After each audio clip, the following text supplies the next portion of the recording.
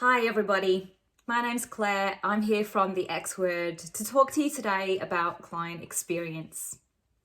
I started my business, TheXword, in Melbourne this year in 2020, and what a year it has been. If someone told me this is how 2020 was going to turn out, I would have laughed.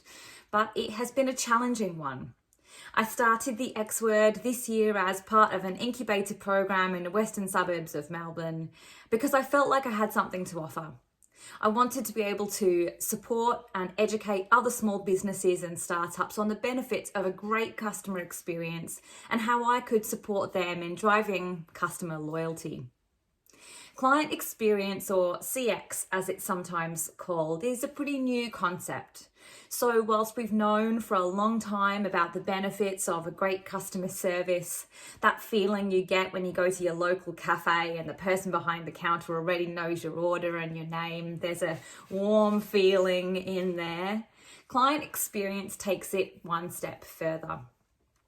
At the end of the day, life really is about creating moments. And in 2020, consumers have come to expect seamless, fast, and memorable experiences. So whether you sell dreams, a wedding dress, solutions to problems, plumbing supplies, or maybe you sell happiness, let's say fairy floss. That sounds pretty happy to me. Customers today want a frictionless, straightforward, and memorable experience. It's never been more relevant. If you're thinking about your business, you're probably asking yourself, how do I create a great client experience in my own environment? And I can tell you now that whether you're a butcher, a baker, a candlestick maker, whether you're an international bank or you're running a small business from your home, your study, your lounge room, client experience really matters. In fact, in a recent study of more than 3,000 participants in Australia, customers ranked experience over both price and product incredibly. Value for money and a fantastic product or service is great, but it won't mean much unless you can get the customer to say yes and then stick with you for the long term. Today, I'm going to be giving you a few tips on how you can create a game-changing customer experience and level up to the next level of loyalty with your customers. We're going to be covering today two key things, and these are what really the customer of today has come to expect from every business they deal with. Know who I am and know where I am on my journey with your business or brand. Let's look what this looks like when we put it into action. Now, gone are the days of account numbers and business accounts, etc., etc. We're humans, and humans want to be treated as such. We have different needs, requirements. We're different people, and that means we need to accommodate that. Our role in this part of the activity is to start to more deeply understand who our customers are. We want to really start to stereotype them here. So whilst we wouldn't do that in real life, for this activity, what we're going to be doing is looking at a group of customers and then looking at how we can break them into some smaller groups. This will help us to better understand their wants and needs and then to deliver that to them, whether it's via marketing, communication, promotions, or support, or you just want to improve their overall experience. Now, when I start working with a new customer, one of the first questions that I ask them is, who are your customers? Tell me about them. And when they think about it, some come back with wildly different answers. Some are very clear. Some suggest that all 25 million people in Australia are potential customers, and so everyone's a customer. On the other end of the scale, some suggest that a very, very niche or very narrow group of people are their potential customers or existing customers. And it's not that either of these is wrong at all. They're both fantastic. It's just that they're very, very difficult to achieve. You're casting a wide net and hoping that you get the right group of people, and hopefully they get the right communication at the right time, or you're really targeting a very, very small group of people and really praying that you hit the nail on the head in terms of that communication and marketing. Now, for us, it's about taking that group of people and segmenting them down into some smaller groups so we can get really targeted. A great group is somewhere between 3 and 8 customer groups. Let's look at an example here. Let's use a telco as a bit of an example customer or customer group set. So let's say our telco has got 3 potential groups of customers. We've got very young customers there between the ages of 12 and 15. They've got a mobile phone, mum and dad pays for it. It's a pretty low value product, and that's how mum and dad want to keep it. We've got our middle-aged people. They're somewhere between late 20s and early 40s, let's say. They work from home like myself. They require high-speed internet, a great mobile phone that does everything that they need on the move and working from home. And then we've got our retired friends. They predominantly use a landline. They're not too worried about high-speed internet. They're not worried about Netflix or any of that jazz, just the basics. Without an understanding of these 3 groupings, you can see why a one-size-fits-all cookie-cutter approach just wouldn't work. Imagine sending out a mass piece of communication via, let's say, email, promoting a huge data upgrade that's another $100 a month. And whilst that might be great value for our middle group, our 12 to 15-year-olds getting hold of that and running with it, it's probably not the greatest. It's also probably not relevant to our retired friends that don't have high-speed NBN, nor do they require it. Just as promoting a special for landline installation isn't going to be relevant to the other 2 groups. Starting out understanding exactly who your customers are and what their needs and wants are will help you to customize your marketing, comms, communication, service, etc.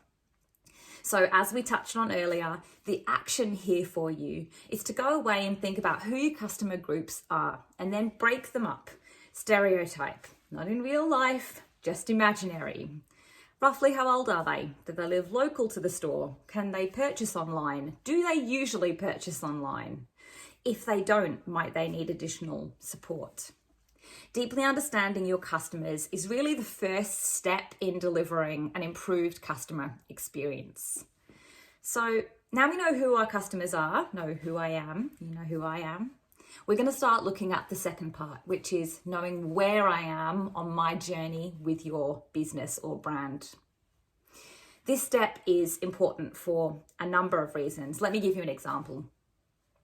Almost this very time last year, my partner and I took a fantastic trip to Italy. It was a very well-deserved holiday and we had a fantastic time.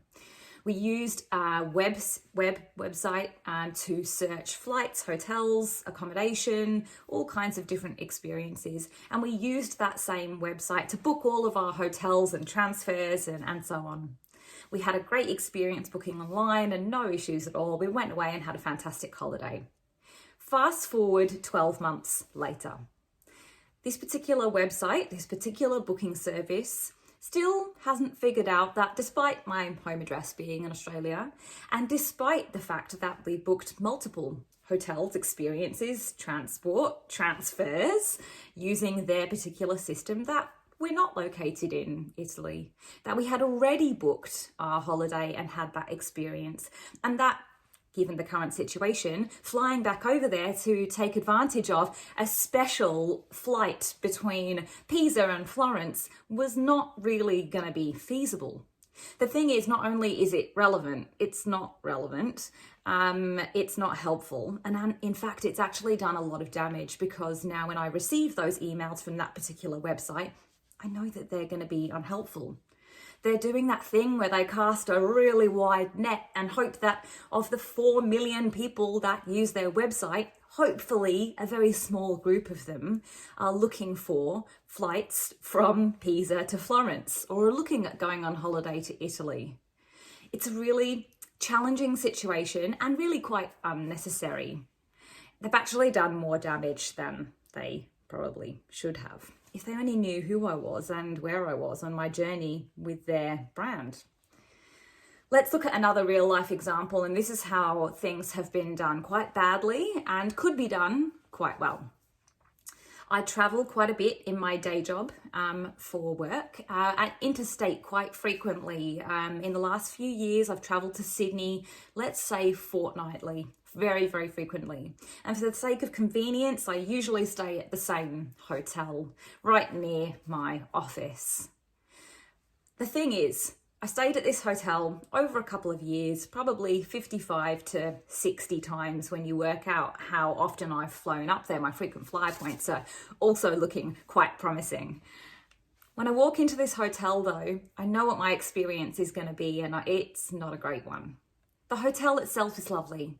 The staff are fantastic. But what they don't know is who I am or where I am on my journey with their business.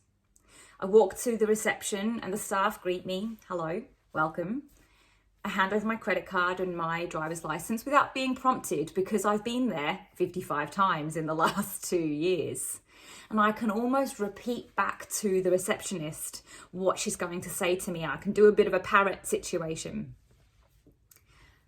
Reception, obviously on ground floor. Breakfast is served from 6 till 10, just across the hallway. Would you like to use the gym? We can organise that for you. That's on level 7. And did you want a late checkout? If you didn't know, if you haven't been here before, we do have this special process, etc., etc., etc. Except I had been there before. They didn't know who I was, and they didn't know where I was on my journey with their brand. Now, it's not that my ego is so big that I expect them to know exactly who I am. Don't you know who I am? It's that I handed over my driver's license, and I do that every time. The room, the booking, is made in my name, and they should know who I am, and they should know that I've been there 59 times. They couldn't tick those 2 golden rules. In fact, what would have been a much improved customer experience would have been for me to arrive at reception, hand over my driver's license, hand over my credit card, for them to welcome me back to the hotel. Thank you for your loyalty, and a room upgrade for my loyalty over the many years wouldn't have gone astray. That would have been far more relevant, it would have been far more helpful, and I wouldn't have had to imagine the parrot situation. I know what's coming. I've had a very big day. I just want to get to my room, put my feet up and relax. I already know about checkout, breakfast, the gym, all of the other things. But because they don't know who I am and they don't know where I am on my journey with their business, they've really let me down. At the end of the day, customer experience really comes down to 2 things. Getting the customer to say yes, committing to you and your business, and then keeping them. You'll be able to achieve both of these things if you understand who they are and where they are with your journey, with their journey, with your brand. I really want to thank you for taking the time to come along on this experience with me today. I really want to encourage you to have a go at this at home. It's not difficult, and there's no wrong way of doing this. Any attempt that you make to more deeply understand your customers is only going to benefit your business or startup. Thanks so much for your time, and I wish you good luck on your customer experience journey. Until next time.